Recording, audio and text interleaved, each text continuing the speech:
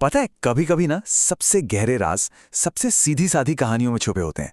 आज हम एक ऐसी ही कहानी की मदद से एक बड़े मजेदार गणित के रहस्य को सुलझाने वाले हैं। तो कहानी कुछ ऐसी है।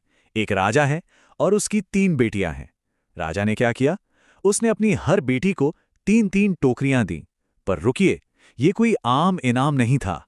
हर टोकरी के अंदर थी 3 चाबियां और हर एक चाबी से खुलते थे 3 बड़े-बड़े कमरे। तो ये है राजा की पहेली। चलिए इस चुनौती को थोड़ा और समझते हैं और मिलकर इसे सुलझाते हैं। और ये देखिए, यही है हमारी पहेली का पूरा नक्शा। सारे सुराग इसी तस्वीर में है।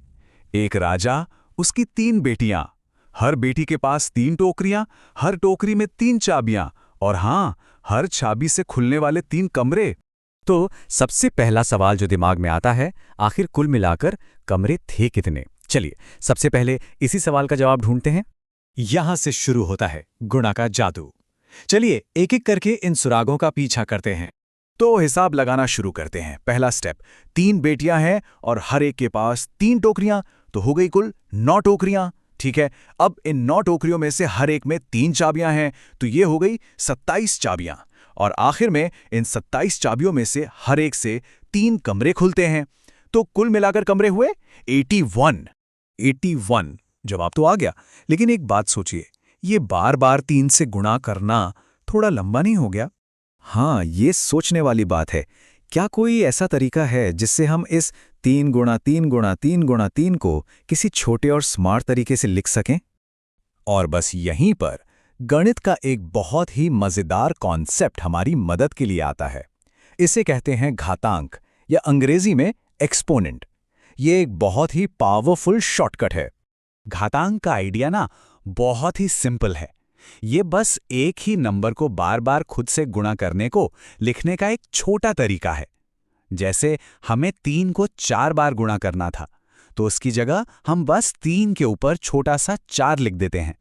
तो हमारी पहेली में जो ये 3 गुणा 3 गुणा 3 गुणा 3 था, उसे हम आसानी से 3 की घात 4 लिख सकते हैं।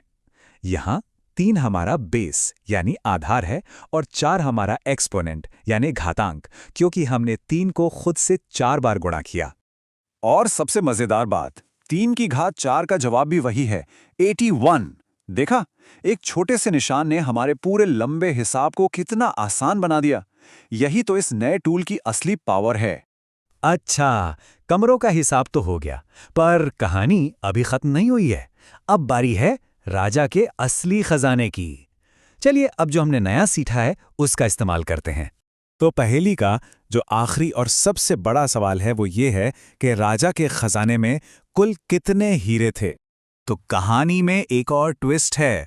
पता चलता है कि उन 81 कमरों में से हर एक कमरे में 3 हारे रखे थे। और बात यही खत्म नहीं होती, हर हार में 3-3 चमचमाते हीरे जड़े थे। तो फिर से हिसाब लगाएं, 81 कमरे, हर कमरे में 3 हार, तो ये हो गए 243 हार।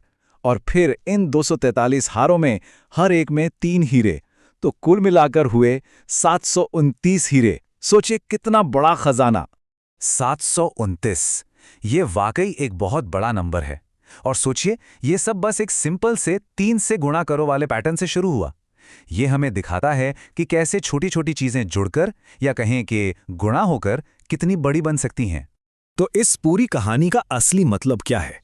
ये जो गुणा वाला जादू है ना, जिसे हम गणित की भाषा में घातीय वृद्धि या एक्सपोनेंशियल ग्रोथ कहते हैं, ये असल में हमारी दुनिया में हर तरफ है।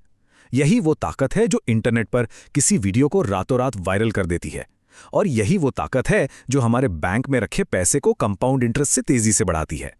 तो अगली बार जब कोई चीज बहुत तेजी से बढ़ती हुई दिखे, तो जरूर सोचिएगा, ये जो तेजी से बढ़ने का पैटर्न है, जहां 1 से 3, 3 से 9, 9 से 27, ये हमारी दुनिया में और कहां-कहां देखने को मिलता है। इस पर सोचिएगा जरूर।